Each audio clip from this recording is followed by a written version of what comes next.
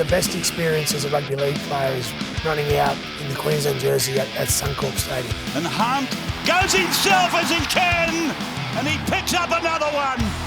He goes Payne Haas. Oh, look at that. He is big, he is strong, he can offload. Here goes for Fido. But it would have been easier to stop a truck that was coming that way. Hammer so Tabuai Fido. It's hammer time. Will now. She gets down low. She'll get it down this time. The victors in Women's State of Origin 2021. Well, thanks for joining us this week on a very special North Queensland edition of Queenslander here from Townsville with two Cowboys legends, members of their inaugural premiership winning team, Jonathan Thurston and Michael Morgan. Morgan, what's the vibe been like up here? You still live here. How massive is it? Yeah, it's exciting. The first time that the club's had a prelim final up here, and the fact that we found out 2 weeks ago, it's sort of been a slow couple of weeks waiting for the occasion. But I know talking to the players, the staff, the town itself, it's everyone's excited. And JT, if they do sneak into the grand final, how huge will the hype be now? It'll be off the charts. Everyone's excited about having a prelim final here, but if they get the job done on the weekend and making that grand final, it'll be a phenomenal turnaround from where they were last year and thoroughly deserved. They've been playing good footy all year, and no doubt people will travel far and wide for this game here this weekend, and they'll certainly be in the cars driving down to Sydney if they make the grand final. And the last time they were in a grand final, Paul Green was the coach. You guys loved him. Tragic circumstances this year. How important was the club to navigate that as well as they did? Because it could have destabilised the season, Morgo. Yeah, it could have gone, I guess, one of two ways. They go really well off the back of it and have that bit of motivation to want to do him proud. And I think the following week after it happened, that's exactly what the club did. The boys did that together. So there's still a number of guys who had a lot of time under Greenie when he was coaching, and Todd, one of Todd's strengths as a coach is he's personable with the players, and he understands them, so he knows that not everyone reacts the same way. He would have accepted that and dealt with the guys who may have been, I guess, dealing with it a bit more than others. But yeah, the good thing is they've come out the other side and they've gone really well. And JT, as Morgo touched on it, Greenie still has a lot of fingerprints on this side, guys like Felty, Tamalola, even Ruben Cotter. He handed him his debut. Yeah, that's right. He was the first coach to bring the premiership trophy here, and there's still a few boys that are playing in the squad beneath Toddy as well. So, he'll never be forgotten at the club or by those players. And Todd Payten's done an excellent job this year. Coach of the Year contender, Morgo, you think he's got it wrapped up? Look, I might be a little bit biased, but I think he has to get it. Yeah, to finish them to finish 15th last year and then finish third, and now one game away from a grand final. That's pretty hard to do, and it doesn't happen often. So he's done a great job, and I think he deserves it. But there are others that could, but I'll take him. Agree? Yeah, totally. I think most of the people that picked him at the start of the year was to win the wooden spoon. So all the so-called experts, but they've done an outstanding job. Toddy's done great with the group that he's got, and they continue to work really hard for each other. And that's when I did a little bit of work with them in the pre-season. It was all about effort, making sure if someone's scoring in the corner, a runaway try, I want to see players chasing, and you've seen that in spades this year. So he's done an outstanding job, and I'd be very surprised if he doesn't win it. And the strength of his character, Payten, was highlighted at the start of the year, Morgo. Tamalolo, he reduced his minutes. He said he basically needed to lift his game. He poked the bear. That could have gone one or two ways. Like, if his relationship with Tamalolo folds a bit, we're talking about his career being on the line as a coach, but it's gone the opposite way. How impressive has he handled that? It was impressive, and Toddy's very honest in what he does, and he wouldn't have, I guess, said that publicly if he didn't have a good relationship with Jason. And early on, I think they lost round 1 to the Bulldogs, and there was talk that they weren't getting on, and since 5 games in, you haven't heard those talks anymore. So winning changes that, and I knew internally, everyone knew that they had a good relationship and things were okay, but I guess outside in there had to be something to talk about, and that's what people wanted to hang on to. But I think it goes to show how good a coach Toddy is, and he can get the best out of his players, and he did challenge Jason, and to Jason's credit, he took the challenge on head first and showed what he could do. And is that the key with Tamalolo? Just challenge him a little bit because his potential is limitless, JT. Yeah, all the time. When I was playing alongside him, I'd poke him. If we're coming up against a really strong forward pack, I'd let them know that they were coming after him. And so always try and poke the bear. And there's not too many forward packs that can dominate Jace. And his football knowledge has certainly grown over the last 3-4 years as well. So, and that was evident against the Sharkies game where they needed a big run, and he just said, "Give me the ball here." Got that quick play, the ball for Val to ice the game with that field goal. So he's got a pre-line pass now as well, and he's obviously got footwork and an offload, but he's got good vision where we see him with that Petahiku pass against the Sharks as well, where that was off the back of an offload and he's just thrown a 25-30 metre bullet straight to Pet. So his footy brain is growing, and the knowledge that he's starting to understand the game has come along in spades. Another forward who's been sensational this year, Jeremiah Nanai, excellent in his Origin debut series, Morgan. Even our mate Gus Gould, he's rare to give Queenslanders a rap. He says he could go on to be one of the best forwards of the modern era. Do you buy into that?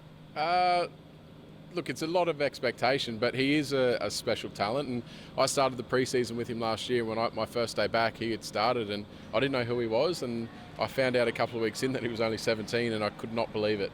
He was miles ahead of where any 17-year-old should or has ever been. So the skill that he's shown this year, it's, I guess, what people have known that he's been capable of, and what, again, Toddy and the staff have been really good at doing is bringing out his best and working on his weaknesses, but, encouraging his strengths. And he scored a number of tries. I don't know if you've seen the size of his hands. They're massive, so it's no wonder he's good at, getting up for the high ball or getting on grubbers because, the set of hands on him is quite big.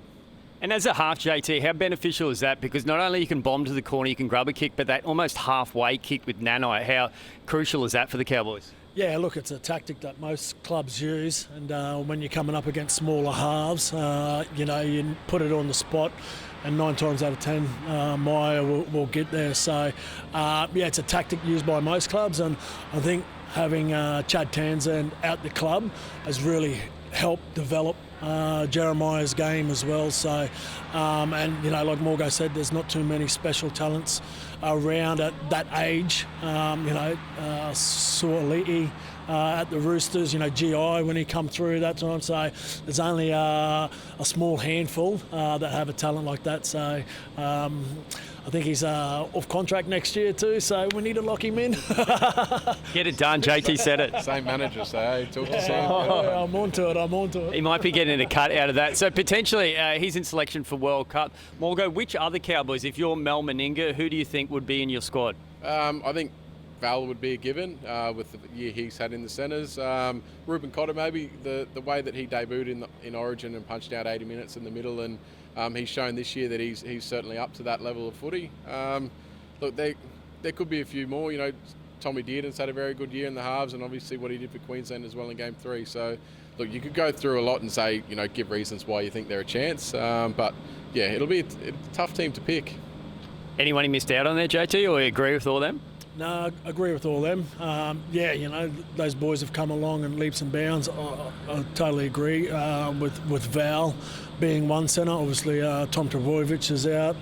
I think Latrell will be one centre, Teddy at the back. So I think Val's probably the best centre at the moment that's currently playing that position. So, expect him to be there. A lot of eyebrows raised at the start of the year or in the off-season. They recruited Chad Townsend. Many thought he was too old. They recruited Tom Dearden. Many thought he probably wasn't up to it based on his lack of success at the Broncos. Did you ever have any doubts at the start, Morgan? Not doubts. No, I played a lot of footy against Chad, and one thing that Chad has always, been known for, and I recognise playing against him, is he'll give you a 7 out of 10 each week. He doesn't want to be or try to be the best player and do outstanding things each week, but his good games and bad games are, very close together. So he has his strengths, he sticks to them, he does them really well. And with a team like the Cowboys at the moment, what the team that he was coming into, who, Scotty Drinkwater had a handful of games, Tommy Dearden obviously had his challenges before he got here, but those type of guys needed a steady head to run the team, organise everything. And, that's what's shown how Scotty Drinkwater, what he's done this year, being able to look up for his game and play what he sees and what he wants to see rather than trying to organise at the same time. And Chad has nailed his job and made everyone else's job easier in doing so. And JT, even at the start of the year, they were probably leaning towards Townsend and Drinkwater in the halves. It's amazing how it's turned out with Drinkwater going to fullback and Dearden killing it at 6. Yeah, I think Toddy said to Hammer and Drinky in the pre-season that the fullback spot's up for grabs, and Hammer probably trained better than Drinky through the pre-season. Hammer got the first crack at fullback, so Drinky had to bide his time there until unfortunately Hammer got injured, and Tommy Dearden was training the house down, so he was ahead of Drinky at 6 as well. So we've seen what Tommy's been able to do, and like Morgo said, Chad was him and Adam Reynolds were the best 2 halves on the market. There's not too many premiership winning halves on the market, so you can either get both of them, and the club went with Chad, and like Morgo said, he's been able to bring those guys up to speed on how to execute a game plan, and knowing when to pull the trigger, knowing when to be calm, and knowing when to put the ball in the corner and back your defence. And that's the one thing that I've noticed about the group is, when they put that ball in the corner, the energy that they put into their D has been, that's probably the biggest difference I've seen with the squad. So, I've loved watching them play this year. They've exceeded my expectations, but, extremely proud of the playing group. Is he the buy of the year, Townsend? Because if he's not, he's in the grand final probably with Nico Hines and Adam Reynolds. Yeah, that's the podium in my eyes. Chad Townsend, probably the buy of the year. The Broncos finished 13th or something, I think, the year before. But the Cowboys coming here and bringing those young boys up to speed with what it takes to play NRL, week in, week out. And Peter Hiku as well. He's part of that leadership group, which is very experienced, but Chad Townsend for me is probably the buy of the year. And Morgan, another pivotal moment, your old Origin teammate Val Holmes. He was a fullback, he was a winger, they moved him to the centres. Could have been a bit of a risk, could have gone really pear-shaped, but that's turned out to almost be the play of the season selection-wise. Yeah, and it was actually a bit of Val's idea. I know that he went and saw Toddy late last year or after the season, and he knew that, what Drinky and Hammer could do at fullback, and that long term in the future of the club, it was probably going to be one of those guys playing fullback. So he spoke to Toddy and said, mate, can I have a crack in the centres? And to his credit, he's thrived there as well. We've all been amazed at what he's been able to do. And one good thing about Val is he's got great instincts with footy. So whether it's in defence, everyone said he's defended really well, which he has, but when he was playing on the wing, he was very good at that as well, to be able to shut players down and read the game really well. So his footy instincts are great. So the centre's a good position for him. He's one-on-one with his opposition, and most of the times this year he's come out on top. And his tackling too, JT, has been a standout. Some of the hits he's put on have really fired up his team. Who'd thought a winger/fullback could tackle like that? Yeah. Well, have you seen the size of him? And, centre is a specialist position. You can get found out defensively playing that position if you don't know it really well. And like Morgo said, he's got that instinct, but he's really knowledgeable in that position as well. So, he's been able to come out and put some really big hits on and inspire his teammates and come up, force some errors, which has been good. And so full credit to him for having a crack there, and he's thrived there as well. So, he's got speed and footwork, he's powerful, he's able to beat his defender one-on-one. So the more times he gets the ball in those positions, the better it is for the Cowboys. His goal kicking has improved immensely as well. It's such... so crucial for the Cowboys to get those extra 2 points after scoring a try. What have you noticed analysis-wise as a goal kicker expert yourself? Did a bit of work with him during the pre-season and the year before as well. So when he gets his foot close to the tee, that's when he's kicking the best. He doesn't normally have the right to left hook or the left to right. He's kicking straight through to that target. So, he's been slotting them from everywhere. It makes such a difference when you're going up by 6s instead of 4s. So, the ones that he's missed, it's when his foot is too far away from the tee and he sort of comes across the ball a bit. So, but yeah, he puts a lot of work into his kicking. Pre-season, after fitness sessions, he's goal kicking. He's making sure that he does 2-3 sessions a week, and then it's just about ticking over during the season, making sure that you're still fresh for the games, but you're putting enough time into that goal kicking, because that can be the difference between winning and losing. And we've seen that with the West Tigers game here, a couple of months ago.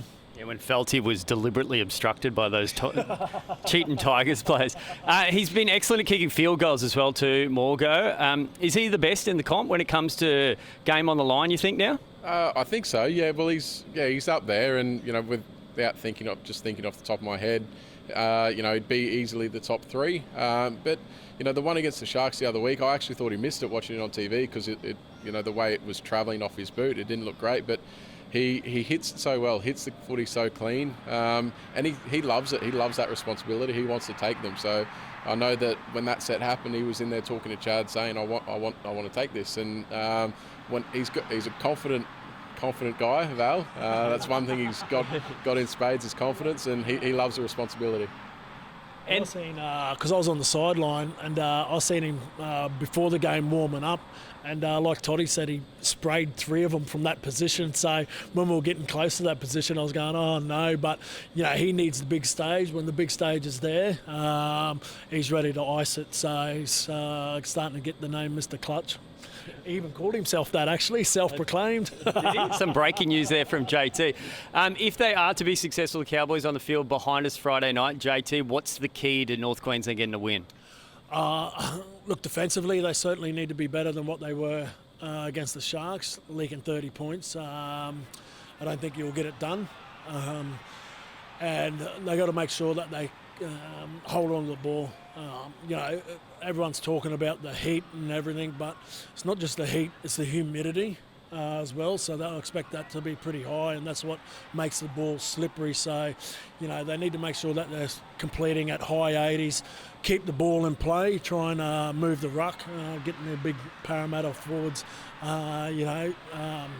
moving across the field. So, I reckon Para will be coming up here pretty confident after the weekend that they had, especially after last week. They played really good. Their halves, Moses and Dylan Brown, were outstanding with Gutto, but it'll be one through the middle part of the field. If they can contain, if our boys can contain Campbell Gillard and Junior Barlow, then that'll go a long way to winning the game. And Morgo, how can the Eels trouble the Cowboys?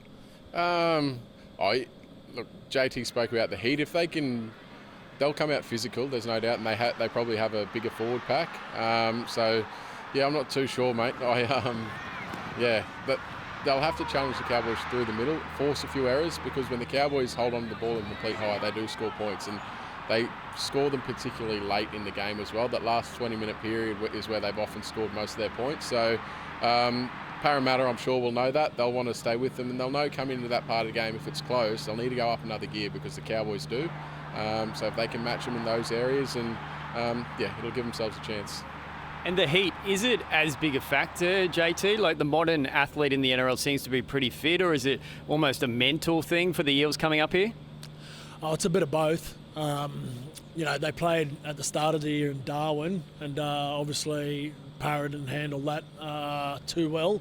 And I've read some reports that from Reid Marnie saying, you play in the heat, you play in the cold, you just get it done. So, but it's hot here already. It's expected to be really hot Friday night, and then it's the humidity. Like I said, it's not so much the heat, it's the humidity.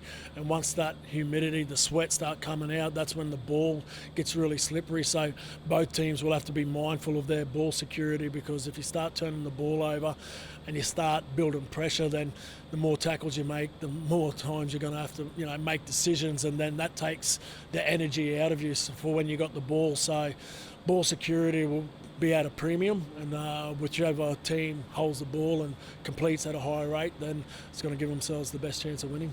If the Cowboys do win, how long will the line be at Mad Cow Friday night to get in, you reckon?